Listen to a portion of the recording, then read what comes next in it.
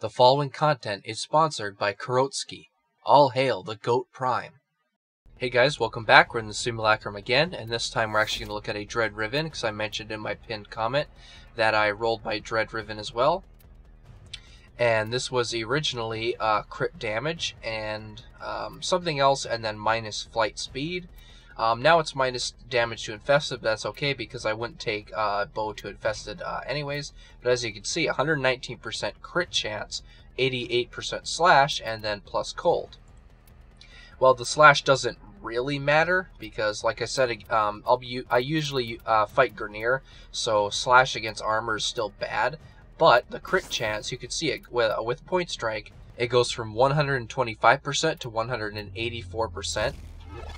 So the majority of the shots are now going to be red crits, with only maybe 20% or so just being yellow crits, which synergizes very well with the slash damage and the 66% status, because normally this build would just be either a single elemental like cold, like it was before, because the D-polarity I used to just have prime cryo rounds, so I'd have a lot of cold damage, and then just all the crit mods.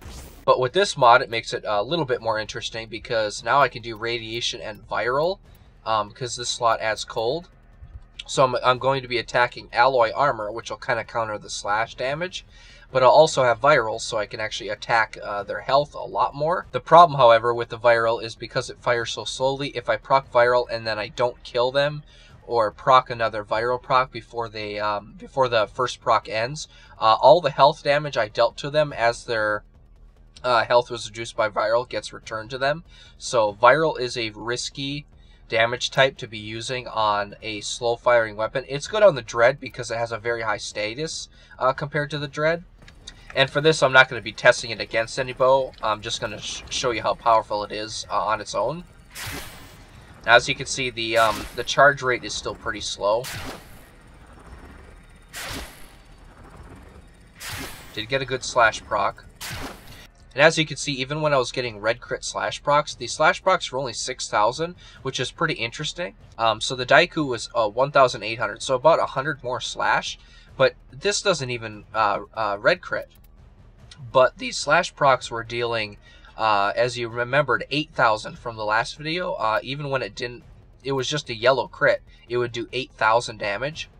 So it's because the 147% damage. So despite this Dread mod being very good and increasing the crit chance by a heavy amount, and also the slash damage and cold, the slash procs are ironically less than the Daikyu, even when red crits happen. So that's pretty interesting. Now we're just going to test it against a napalm as usual.